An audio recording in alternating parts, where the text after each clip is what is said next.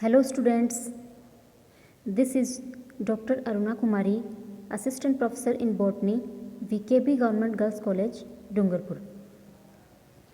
आज के लेक्चर में हम पढ़ेंगे परोक्सीजोम्स।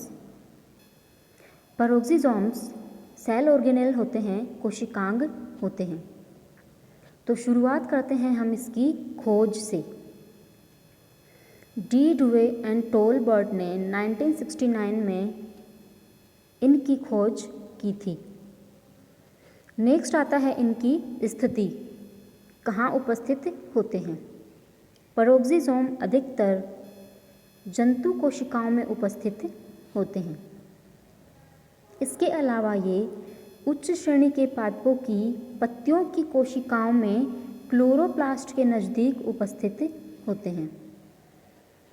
इन ऑर्गेनेल्स में पेरोक्सीडेज एंजाइम प्रमुख रूप से पाया जाता है और इसकी प्रमुखता के कारण ही इस ऑर्गेनेल का नाम परोक्सीजोम दिया गया। नेक्स्ट पॉइंट आता है इसकी रचना, स्ट्रक्चर। ये सूक्ष्म होते हैं और गोल होते हैं आकार में। इनका व्यास 0.3 से 1.5 माइक्रोमीटर होता है। एक कोशिका में इनकी संख्या 10 से लेकर 100 तक हो सकती है।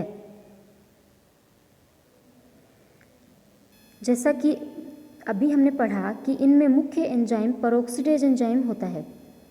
ये H2O2 का उपापचय करता है, H2O2 का विघटन करता है। पेरोक्सीडेज एंजाइम के अलावा परोक्सीजोम में अन्य एंजाइम्स भी उपस्थित होते हैं, जैसे glycolic acid oxidase, catalase, D amino acid oxidase, urate oxidase आदि। इस ऑर्गेनेल में एक आधारी पदार्थ उपस्थित होता है जिसको मैट्रिक्स कहा जाता है और ये कणिकीय होता है, कणिकामय होता है। आगे हम बात करते हैं इसकी उत्पत्ति की। पहले वाले वीडियोस में हमने ग्लाइओक्सीजोम के बारे में पढ़ा था और वहाँ पे हमने देखा था कि ग्लाइओक्सीजोम की उत्पत्ति स्मूथ एंडोप्लाज्मिक रेटिकुलम में मुकुलन के द्वारा होती है। उसी प्रकार से परोक्सीजोम की भी उत्पत्ति SER के मुकुलन से होती है, स्मूथ एंडोप्लाज्मिक रेटिकुलम के मुकुलन से होती है।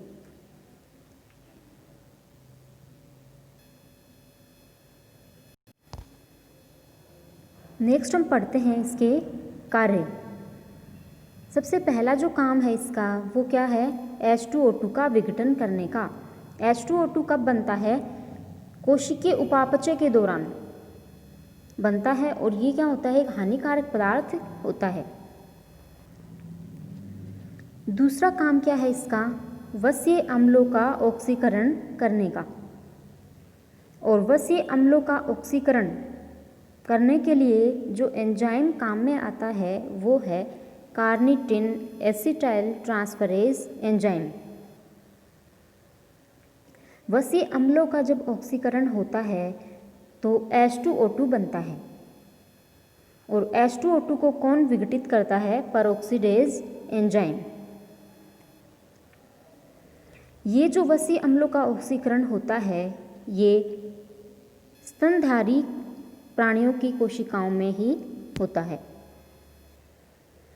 नेक्स्ट आता है प्रकाश श्वसन। ये बहुत इम्पोर्टेंट है इसका कार्य। प्रकाश श्वसन की जो क्रिया है वो प्लांट्स की हरी कोशिकाओं में और क्लोरोप्लास्ट में होती है। ये प्रकाश श्वसन क्या है इसके बारे में हम थोड़ा सा जान लेते हैं।